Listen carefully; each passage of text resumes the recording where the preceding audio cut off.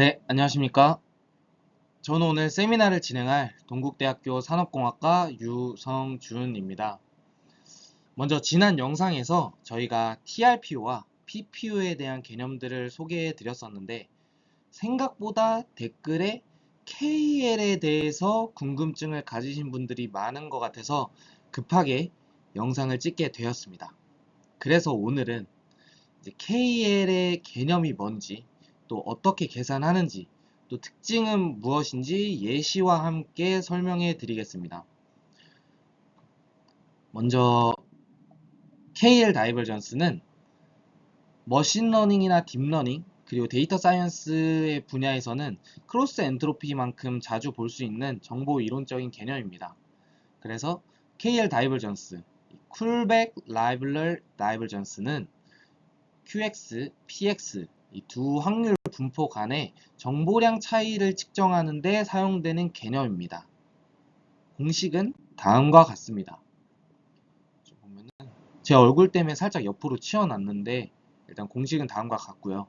그래서 공식을 의미를 직관적으로 이해하기 위해서 식을 변형해 보겠습니다.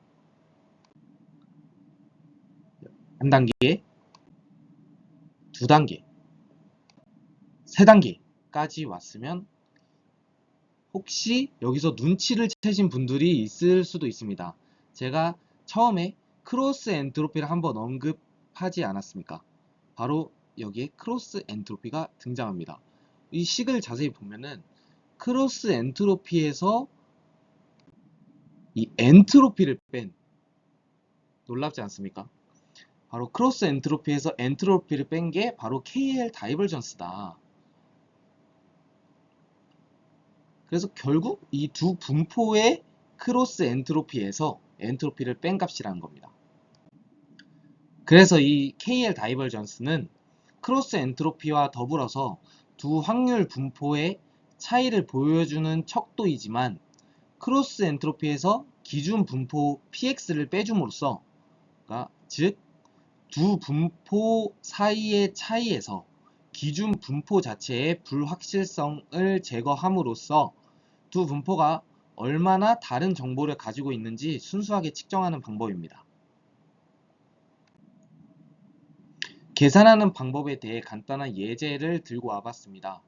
그래서 간단한 두 분포를 가정하겠습니다.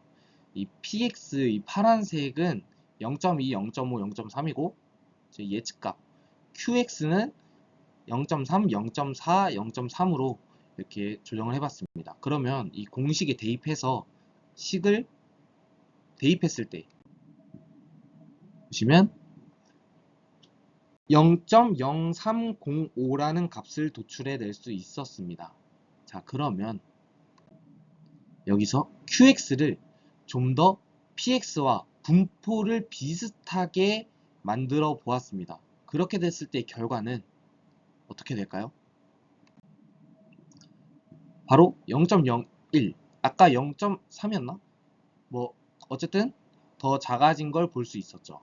이렇게 K의 값이 줄어들었습니다. 그 말은 두 분포가 유사하면 이 K의 값은 0에 수렴합니다. 여기서 질문 하나 드리겠습니다. 그러면 이 KL 다이버전스는 두 분포의 거리 값을 나타낸다.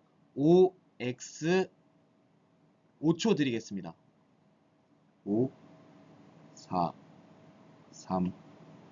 정답은 X입니다.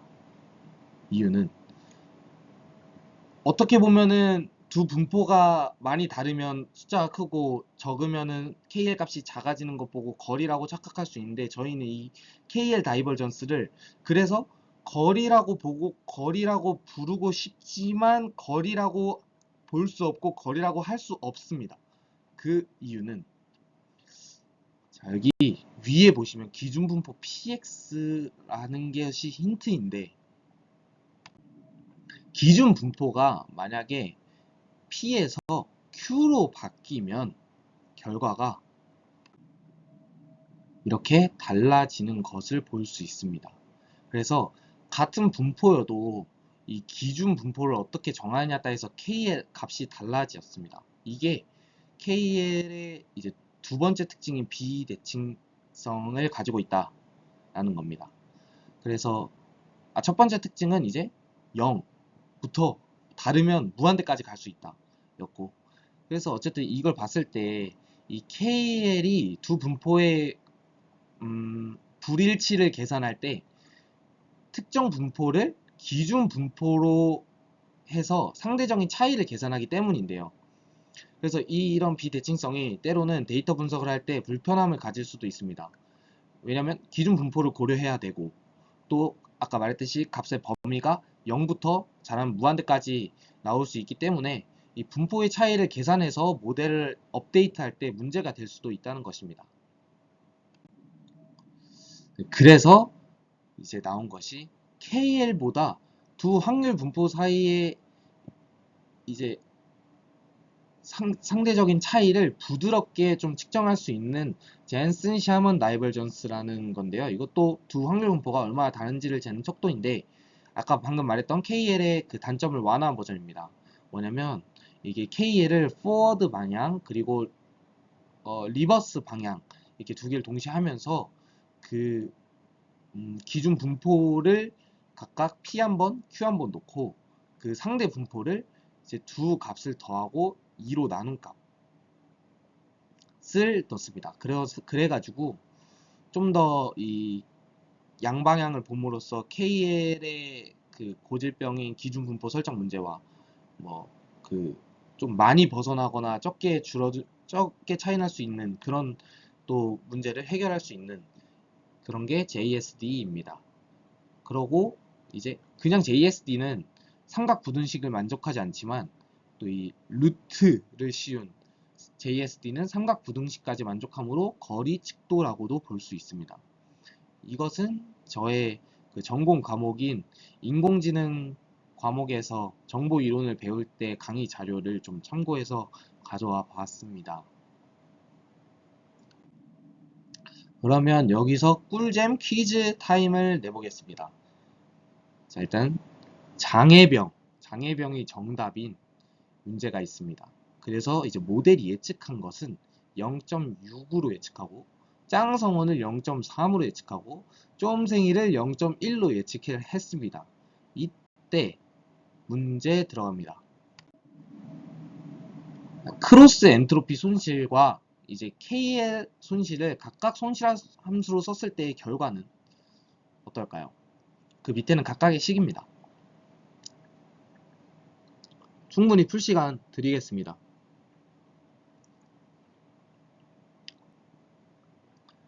대입을 해 보았을 때 결과를 보시면 자, 놀랍습니다. 바로 이게 아무래도 이제 원합 벡터로 정답 분포가 이루어져 있다 보니까 이제 두 크로스 엔트로피와 KL의 손실값이 마이너스 ln 0.6으로 같은 값이 나올 수 있음을 봤습니다. 그 말인 즉슨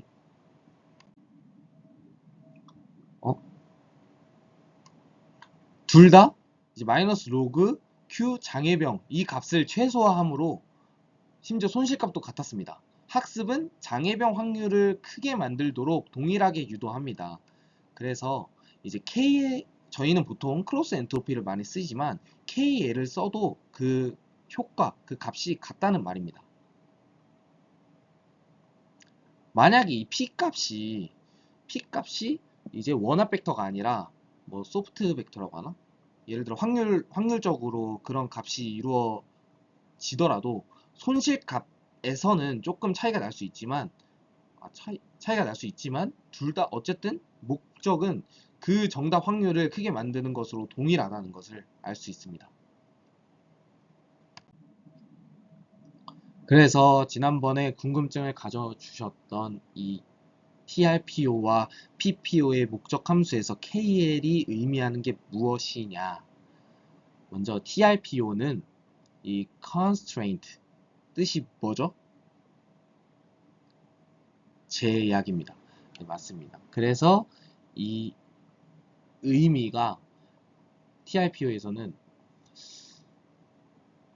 이 좋은 방향으로 최대한 개선하지만 이 KL이 이 입실론 이내일 때만 개선해라 라는 것입니다.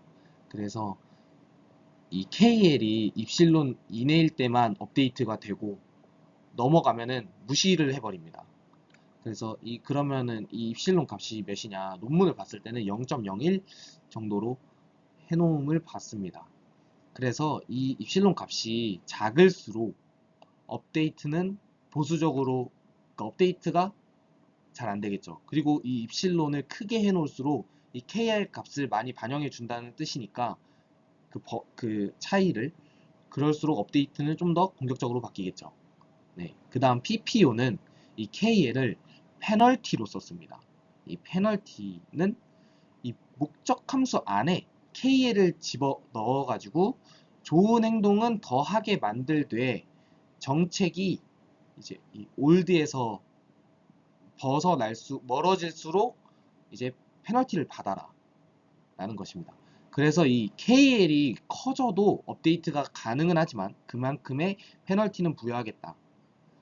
근데 여기서 이제 베타 값은 보통 딱 베타를 0.01, 0.1 이렇게, 그냥 1.0 막 이렇게 정해 놓는 경우도 있긴 있지만, 그냥 이 KL 값이 0.01에서 0.02 정도 되도록 베타 값을 자동 조절하는 식으로 해 놓는다고 합니다. 그래서 이것은 또 반대로 베타가 클수록 업데이트가 보수적이고,